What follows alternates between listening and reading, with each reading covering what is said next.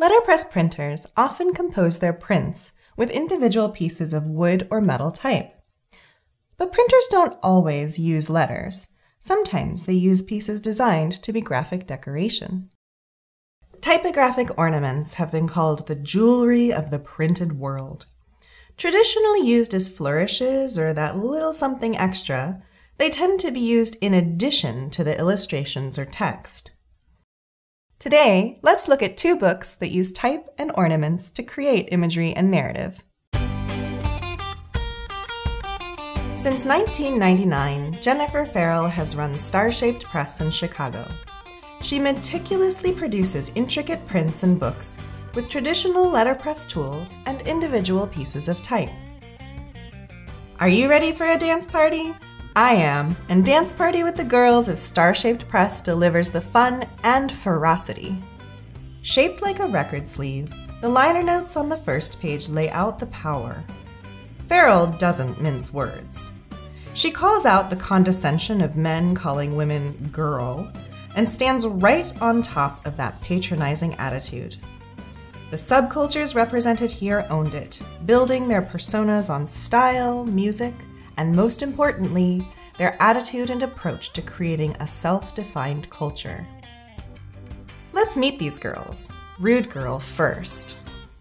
Each page features an illustration of a girl from a distinct subculture that Farrel admired for the attitudes, personas, and passion for style. Printed in silver ink on black paper, these girls stand out and shine. A few small black-on-black elements add a little extra movement, perhaps like the sound of music moving around them. The girls' power poses directly confront us, daring anyone to question their strength and influence. Look at this stance. Nobody is going to push this mod girl over. She's not budging for anyone. Each girl is paired with a song lyric that both grounds them on the dance floor and celebrates their distinct spaces within the subcultures.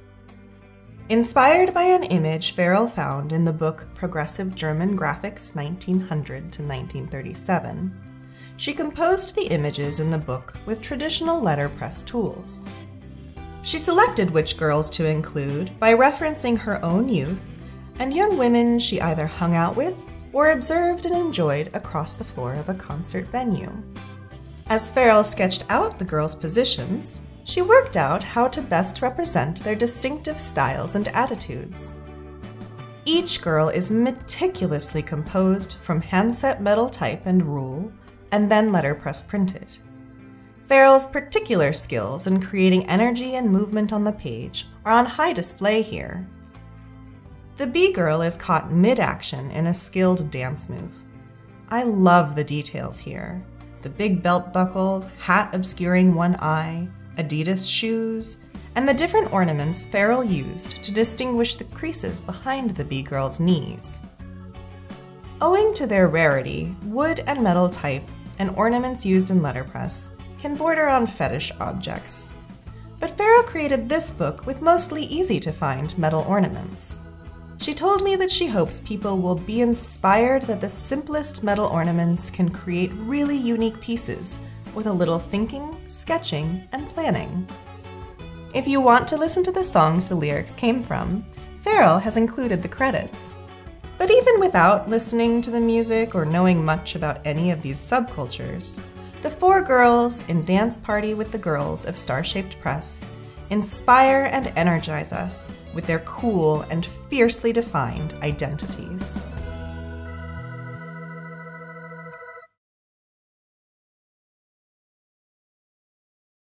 Romano Hänni is a typographic designer and letterpress printer in Basel, Switzerland.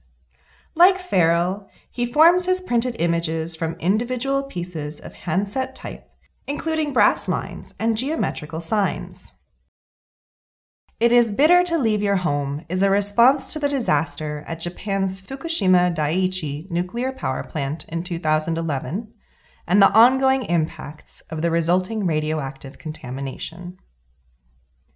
When I lift It Is Bitter to Leave Your Home, I am startled. It is so light.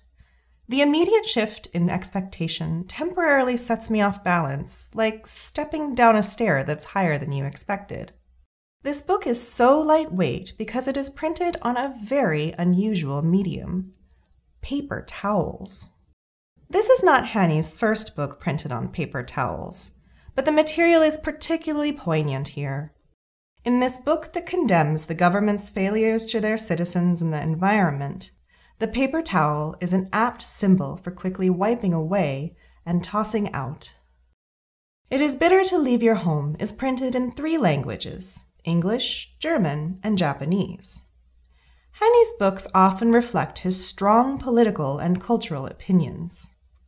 The introduction of this book makes no attempts to hide his rage at the dishonorable robots, whose short-sightedness and negligence directly led to this disaster. Hanni also introduces us to the 6 nuclear reactors at the power plant. This red dot, symbol of Japan, the rising sun. Up to this point, I have handled this book gingerly, worried about tearing the paper towel perforation at the foredge. But the saturation of the red and the cockled texture from a heavy ink application grab me. I have to touch it each time I read this book, even though its intensity scares me. We move into a placid scene. The reactor units sit still, across from a calm face. We are beginning to see how Hanni uses letters, ornaments, and other typographical elements to create these images. A child plays with a red balloon by a seaside town. A face appears above the horizon. In the reflection in the water, the face cries, perhaps a premonition of what will happen. Over the next few pages, we move across water. The text tells us about people's experiences and the invisible impacts of radiation. The words are written in the past tense, recalling the catastrophe, but the images reflect the nuclear disaster as it is unfolding. These red dots spill out into the water. Even in such a tight grid, they are invasive and threatening, about to pass the barriers and contaminate countless miles, marine organisms, and people. I wondered about these yellow walls and looked up an aerial view of the power plant. I can see the graphic similarities between the yellow borders in the book and the concrete barriers jutting out into the water in this photo. These 1s and 2s on their sides, printed from large wood type, give me the sense of the ocean currents carrying the radioactive contamination further out across the Pacific.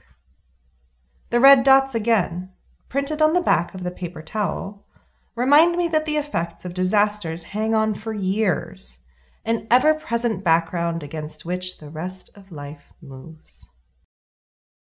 This page gives a slight jolt in the visual rhythms Hanni has established. Here are individual squares and grids, shifting and changing. Contained in these permutations are kanji, Japanese characters meaning things like mouth, rice paddy or field, and yen. The visual connection to the earlier red dots makes me think about how these things are poisoned too. A few pages later, these grids and words are breaking down. The facing page presents a woman, alongside a text explaining that thyroid cancer has increased in children in the region.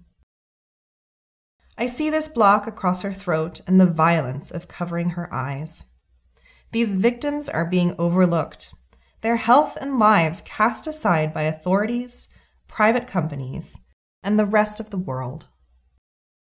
It Is Bitter to Leave Your Home explores powerful micro and macro views. The buildings are small, the child is big. The figure, like a spirit of nature or a representative of the victims, looms large. It's hard to collapse catastrophes into a human scale. Often we look to individual stories to speak to the larger experiences and truths. For me, Hanni's book is particularly remarkable in its ability to help me simultaneously grasp this catastrophe on historic, global, national, and human scales. There are many pages with translations in all 3 languages. However, some Japanese texts don't have the direct translation immediately beside.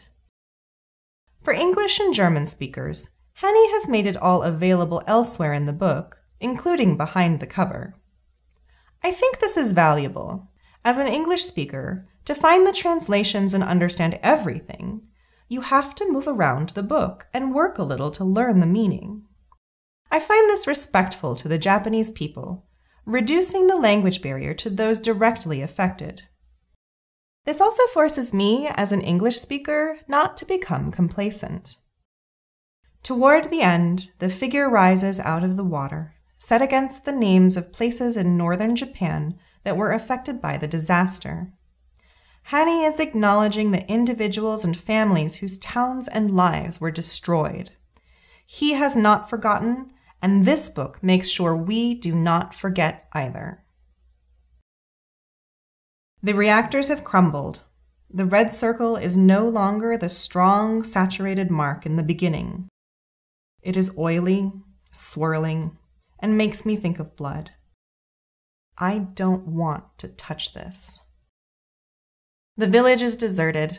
The houses crumbled. The fish have disappeared. No children play anymore, and the girl's red balloon is blown away. It drifts aimlessly in the sea. Hanni has included a supplement that illustrates the composing, printing, and binding of this edition. I deeply appreciate this insight into the intensive work required to make It Is Bitter to Leave Your Home. But it's important not to let the wow of his process and materials overshadow the devastating beauty and important messages of this book. Hanni is fiercely critical and spent years making this edition, so we will remember that this nuclear disaster is not over. The direct impacts are still being felt by the people who lived there, and the repercussions will be felt for generations. Digital typesetting has made it much easier to create images out of letters, dingbats, and ornaments. Fortunately, there are also letterpress printers who continue to use and expand on traditional techniques. Dance Party with the Girls of Starshaped Press and It Is Bitter to Leave Your Home are 2 outstanding examples of skilled practitioners bringing the craft forward through artists' books.